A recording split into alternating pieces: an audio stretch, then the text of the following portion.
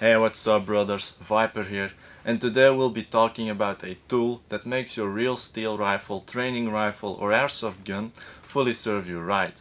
We're talking about slings. So today we'll go over the different slings and discuss their features, advantages and disadvantages so you get a better idea of what to choose.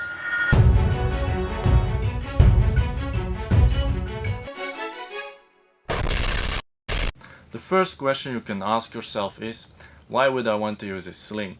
Well, there are a few reasons for that. The first one is that it reduces weapon weight by making you carry a part of the weight on your body. This is in most cases the shoulders. By doing so, you reduce arm fatigue. Secondly, it's an easy weapon carrying tool to wear weapons on the body and allows to make the transition to your sidearm.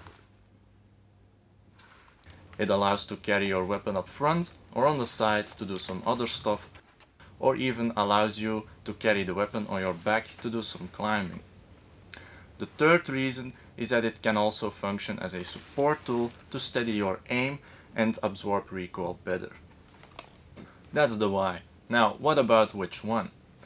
When it comes to slings, they can be divided in three main groups, namely 1-point, 2-point and 3-point slings. What does that mean? Well, 1-point slings are attached to the weapon with only 1 point. 2-point slings are attached to the weapon with 2 points. And 3-point slings are also attached with 2 points on the weapon, but they have an extra loop to attach around the body. So your body becomes the third point. Now what to choose for your setup is up to you, but will help you ease your choice by going over their advantages and disadvantages. This way you get a better understanding of the thought process behind it, so you can choose one that fits your specific needs.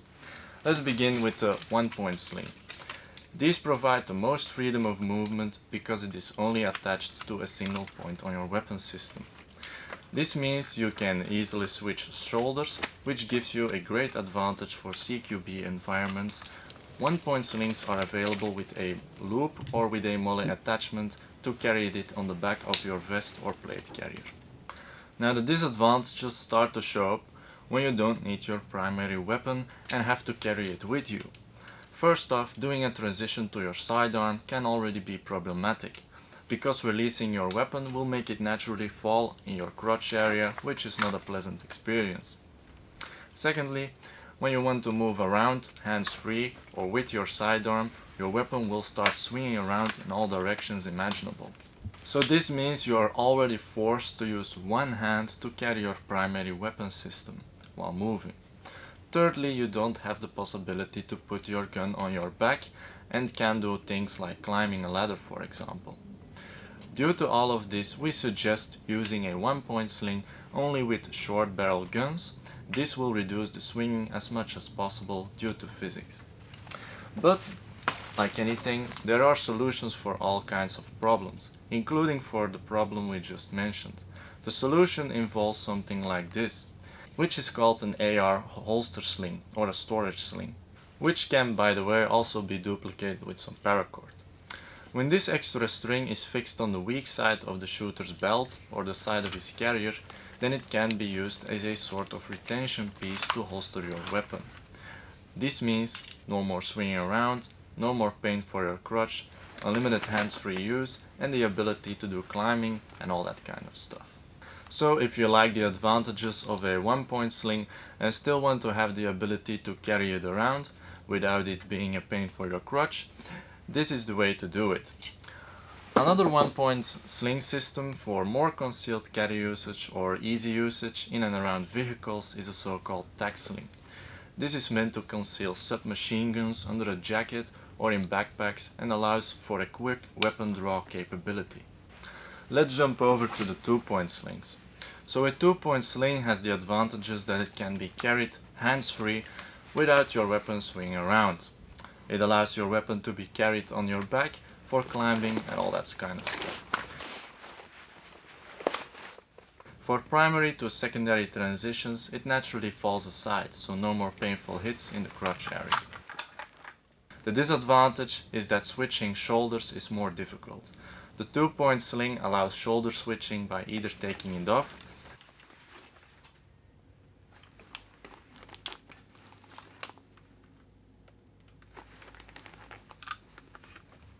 removing your non-dominant arm out of the loop,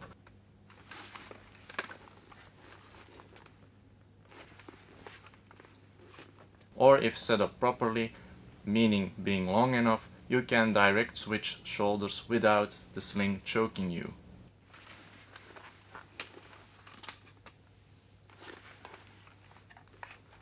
If you haven't made up your mind yet about a 1 or 2 point sling, there are also hybrid versions that allow to be used in both ways. This way you can try both ways and eventually find what works for you. Now let's go over to the 3-point sling. When it comes to 3-point slings, they are not commonly used anymore nowadays. This obviously has to do with some reasons.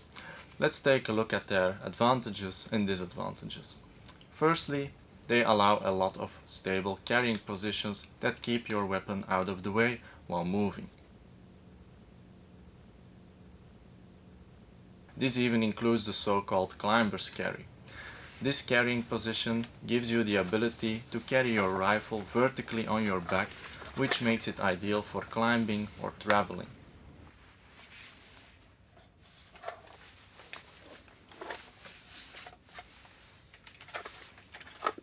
But the thing is, they are not very practical when it comes to handling.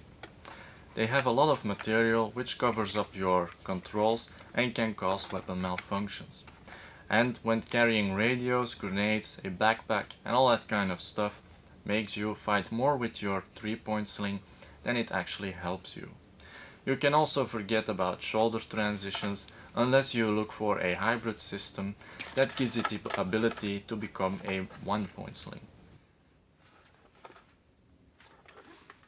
To put it in short words, the advantages just don't add up to the disadvantages, and that's why they are not being used that often anymore. Now let's go a little bit further in the extra options you can find on some 1-point, 2-point or hybrid slings. One example is the padding and width of the sling. Padded or wider slings allow you to carry weapons for longer periods of time or carry heavier weapon systems, because the weight is more dispersed over your shoulder. On the other hand, we have slim sling designs that tend to cut in your shoulder over time, but give the ability to carry your sling with a rubber band on the stock when you temporarily don't need them, for when you want to put it aside you in a vehicle, for example. Another very common option is the use of pieces of bungee cord in the sling. This functions as a way to push your weapon into your shoulder for a more steady shot and maximize recoil management.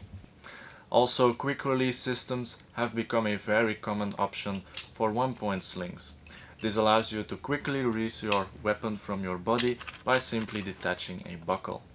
For 2-point slings, there's also another option that allows it to be quickly adjusted in length. This is done for various reasons. Firstly, shortening a sling as close to the body as possible makes it very stable to move around with. Secondly, adjusting the length quickly also allows you to push the stock into your shoulder to make a more steady shot and allows for better recoil management. And thirdly, making your sling longer gives you the ability to use it in a prone position or when aiming for something up high. So this is what's generally available nowadays. Hope you learned some stuff that helps you out in choosing a sling for yourself.